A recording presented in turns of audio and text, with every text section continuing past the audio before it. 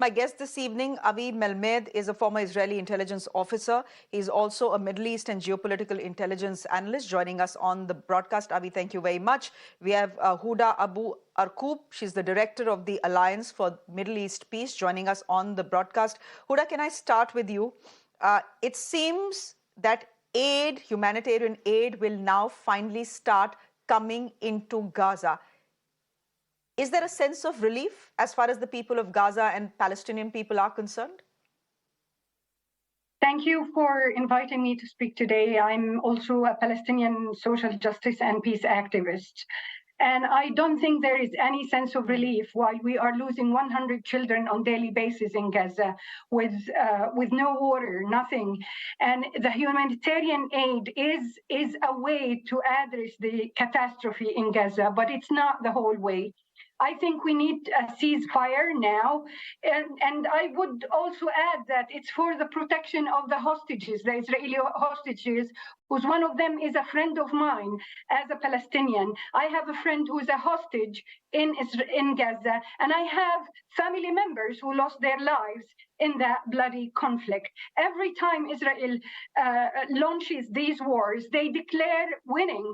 But this war in particular is a response to the Israeli military and intelligence failure to protect their so-called borders on the Gaza borders.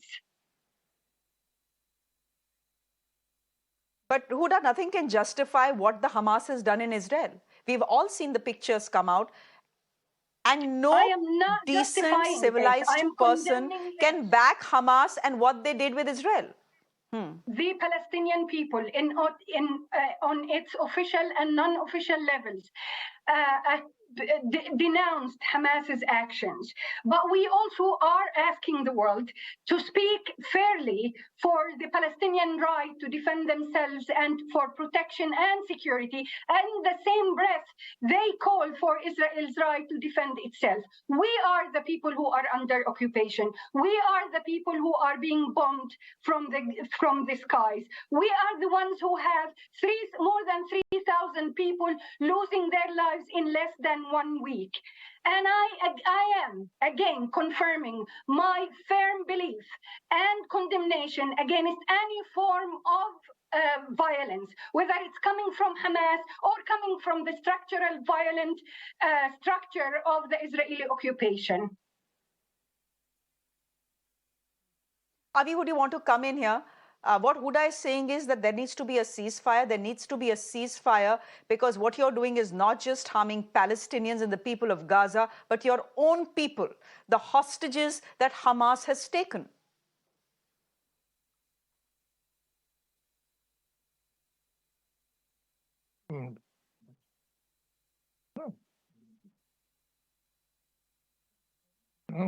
Avi, that question was for you in case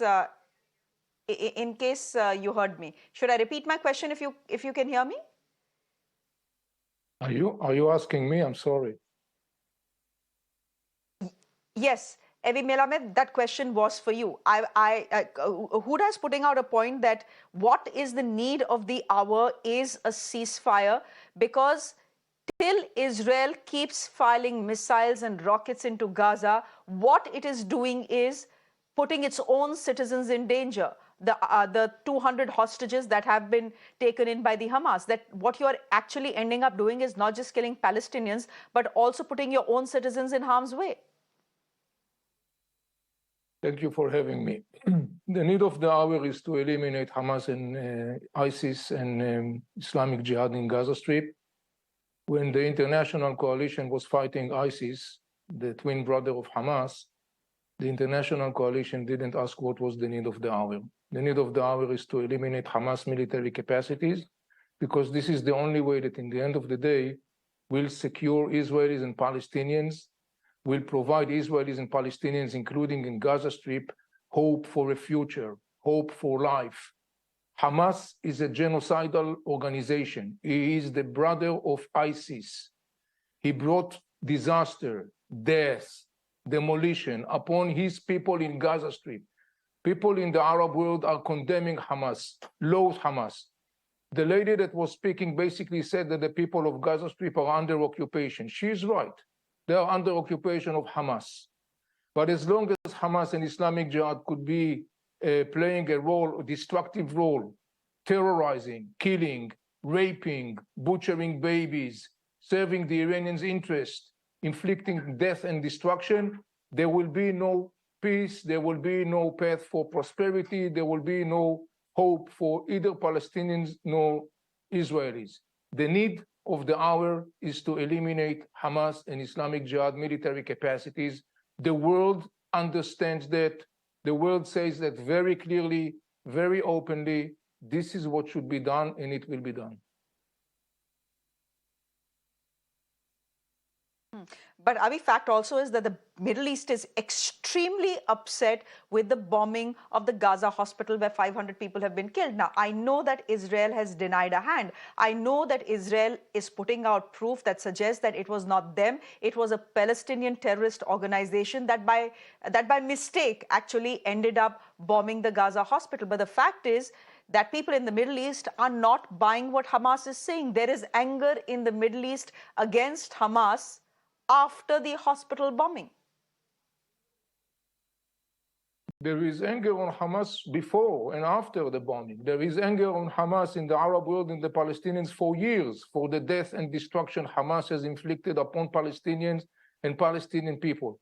And by the way, talking about the hospital, as we all know, it wasn't Israel. It was Islamic Jihad rocket that basically caused the blast in the hospital.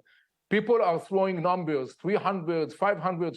These are all inflated numbers. This is part of Hamas propaganda. We should not be surprised.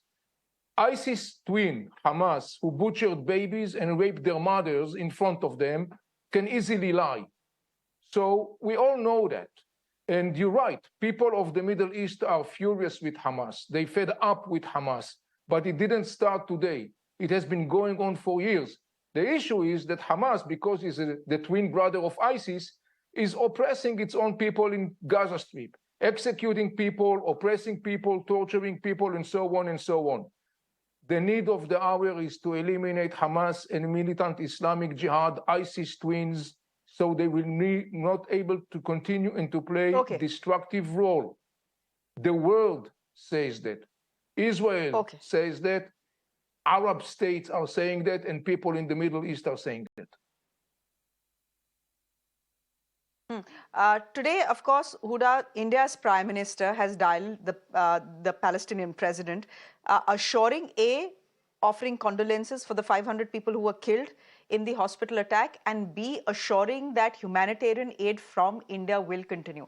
I want to ask you that as a Palestinian, when you see world leaders like Rishi Sunak, who's in Israel today, like President Joe Biden, who was in Israel yesterday, when you see these war leaders make wartime visits to Israel, what is it that Palestinian people think and feel? They think that this is an unfair world, and it's standing with one side rather than standing for all sides for peace, security, dignity, freedom, and living, existing. I think the international community that is supporting one side against the other is actually part of the problem rather than being a solution. And I want to applaud the statement from the Prime Minister of India saying that the time now is a need for a ceasefire and humanitarian aid in order for a negotiation path to continue, because we all know at the end of the day, all the wars that Israel went in the Middle East ended up on the negotiation table. And the previous 4 wars against Gaza since 2008 could not eliminate Hamas and could not even empower Hamas.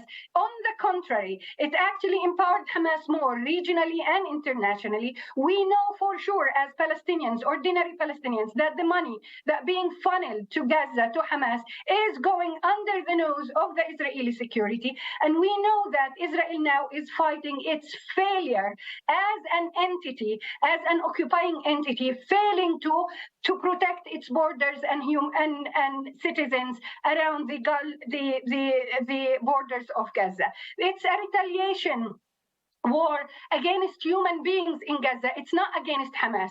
None of these wars actually demonized Hamas or eliminated Hamas. And I assure you that the public in the Middle East and internationally are very supportive of Hamas now. We are losing as Palestinians and Israelis who want peace to Hamas because of this war. Now, I want to ask you, Huda, you said world leaders landing up in Israel, international support for Israel is part of the problem and not the solution. Why do you say that? Because all leaders who have come, including Joe Biden, have tried to open up a humanitarian corridor for Gaza. The issue is not going to be ending with humanitarian aid. We know that. We have been doing this, Israel and us, going through this every year, almost every year. And we know there are political gains and gains in this. I am against any entity that takes sides. If there is a conflict like ours, and people are taking one side rather than taking two sides, and bringing people to a solution, and instead of empowering one side, empowering the two moderates on both sides in order to come together, in order to find a solution for a Palestinian state to be strong enough, for the Palestinian people to be free, for the Israelis also to be free from occupying the Palestinians, for us to live together, then there is something wrong about those leaders because they are not bringing people to peace. They are taking sides. Okay, so you've spoken about the need for a ceasefire. That ceasefire may not come. What has come is a humanitarian aid corridor via Egypt's border, there will be aid that will be coming into Gaza. Can I just then ask my Israeli guest this evening where he sees this war end, if at all? Well, the Israeli government and the world leaders basically said Hamas' role as the ruler of Gaza must come to an end, and this is the intention. The day that Hamas' role and rule in Gaza Strip will come to an end is a great day, not only for Israelis, not only for the Palestinians, but for the region and the international community. We are unfortunately heading this war. That war was imposed on us. I want to remind you, on October 7, Hamas launched attack on Israeli communities, butchering 1,300 and 1,400 Israelis, mothers, babies, and so on and so on. Hamas is a genocidal organization. It's the twin brother of ISIS. The world understands today that any hope for the people of the region, first and foremost, must include the elimination of Hamas' ability to continue and to dictate its militant, murderous way, and that has to be achieved. As we all know, Hamas, as part of his murderous and vicious way, using the people of Gaza Strip as a human shield. People in the Arab world are saying to Hamas, you are coward, you are using the kids, the people of Gaza Strip as human shield while you are hiding beneath the ground, or while your leaders are spending nice time in nice hotels in Qatar and other places around the world.